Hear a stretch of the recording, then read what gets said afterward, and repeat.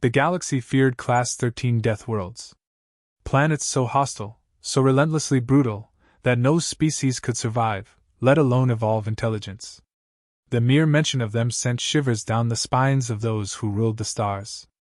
The laws were clear: any world classified as such was to be avoided, quarantined, forgotten. Yet there was an exception. A single outlier among the nightmares. Earth.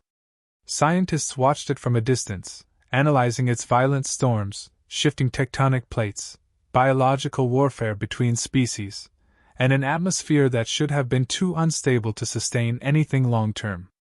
It was a planet that should have wiped out any life that dared to exist.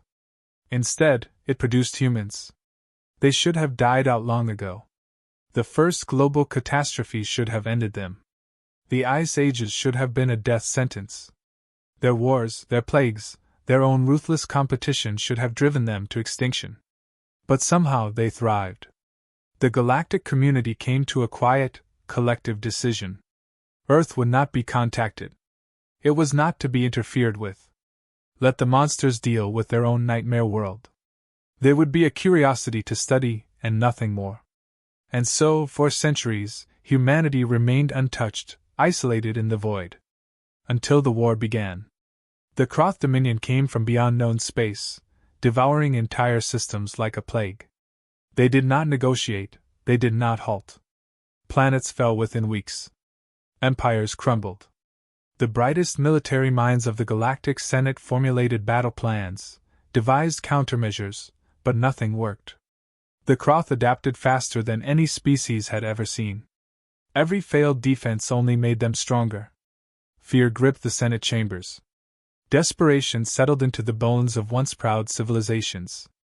The War Council convened in secret, their discussions hushed and frantic. There was only one place left to turn. A species that had evolved in an environment designed to kill them. A species that had learned to adapt faster than nature could strike. A species that had no right to exist, yet did. The name was spoken hesitantly. Earth. There was no debate. No objections. Just a single, uneasy silence. The ban would be lifted. Contact would be made. For the first time in history, a galactic envoy would land on the most dangerous inhabited planet known to the stars. As the ship descended through Earth's atmosphere, its crew braced themselves for whatever horrors awaited them. They expected primitive warlords. Brutal, mindless savages. A world on the brink of collapse, full of creatures as unrelenting as the environment that shaped them. But what they found shook them to their core. The humans were waiting.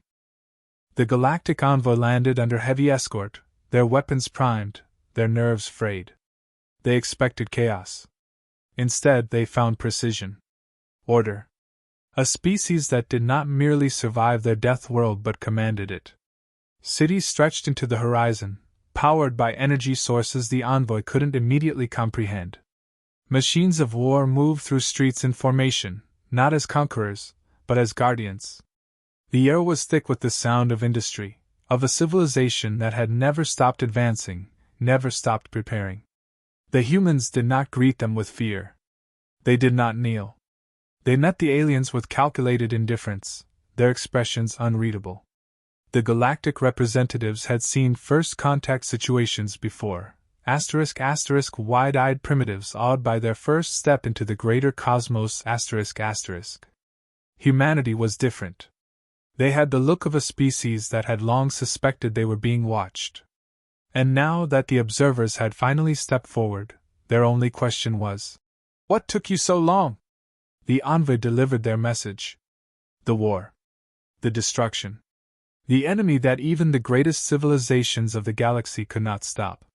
They spoke of alliances, of desperation, of the need for something, someone capable of adapting to the brutality of total war. The humans listened. Then, they asked their own questions. How many worlds had fallen? How many battles had been fought and lost? What weapons had been tested? What strategies had failed? It was only then that the envoy realized something chilling. The humans were not reacting with fear. They were assessing the situation. For hours, their leaders debated in low, measured voices. There was no panic, no pleading, no hesitation. The galaxy had come to them as beggars, and they knew it. Earth did not need the stars. The stars needed Earth. ***. The room fell silent as the last reports came in. The Kroth had wiped out another system. One step closer. The decision was made. Humanity would fight. The envoy breathed a sigh of relief, until the next words were spoken. "If we do this, we do it our way." The Galactic Council, desperate as they were, had no choice but to agree. And so the testing began. The Coalition demanded proof, expecting at least some level of verification before handing over fleets, weapons, and battle plans. They needed to see how humans fought, how they strategized. The humans agreed. But they didn't show the Coalition their tactics. They demonstrated them.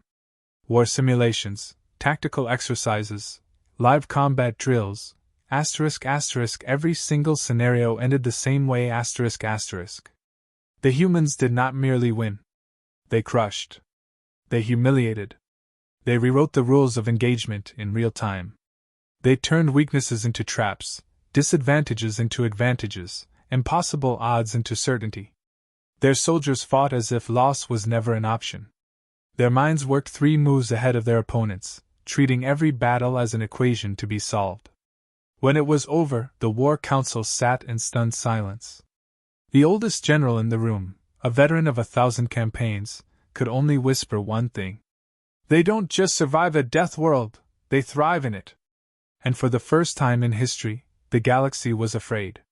Not of their enemy, but of their new allies. Humanity's first deployment was nothing short of a revelation. The Coalition had placed their trust in them, and Earth's forces proved worthy of it. The first wave of soldiers, engineers, and tacticians landed on the front lines with no fanfare, no celebration. They knew this was not a test anymore. It was war. The Kroth Dominion had already begun their assault, tearing through the galaxy with unrelenting force. The most advanced alien armies struggled to hold ground against the Kroth's sheer aggression and adaptability.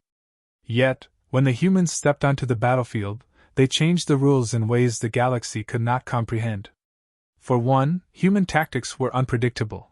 The Kroth had faced and crushed countless civilizations, until the humans arrived. They didn't engage in conventional warfare. They didn't fight the way the galaxy expected.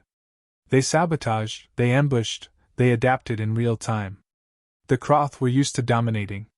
They weren't prepared for a species that outthought them at every turn. Human soldiers didn't hesitate when the enemy arrived.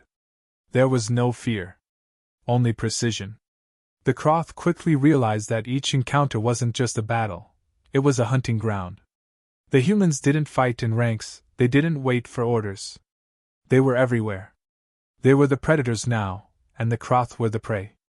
Alien forces watched in disbelief as human soldiers disrupted the Kroth's flawless war machine. There were no epic, cinematic battles. The humans didn't need to fight in a grand spectacle, they simply cut at the heart of their enemy's strategy. They knew that to defeat the Kroth, you didn't need strength. You needed intelligence, deception, and sheer willpower. Across every front, the results were the same. The Kroth were pushed back. Slowly at first, but then with increasing momentum. The tide of the war, once thought irreversible, was beginning to turn. But the real shock came when human engineers got involved. The Kroth had weaponry far beyond anything the galaxy had ever seen. Their ships could tear apart entire fleets in minutes. Yet, the humans didn't panic. They reverse-engineered their tech. They didn't just use Kroth weaponry against them, they improved it. Systems that once crippled the galaxy's best were now used against the Kroth themselves. In the War Council chambers, whispers spread like wildfire. The humans were doing what no one else had dared.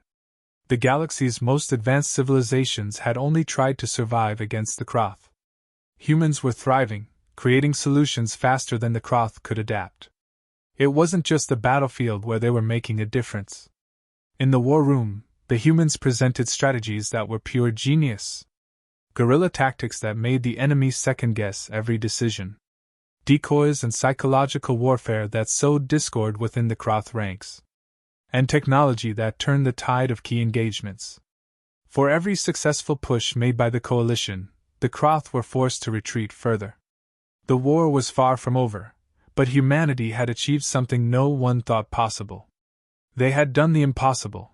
They had taken the war to the Kroth on their own terms.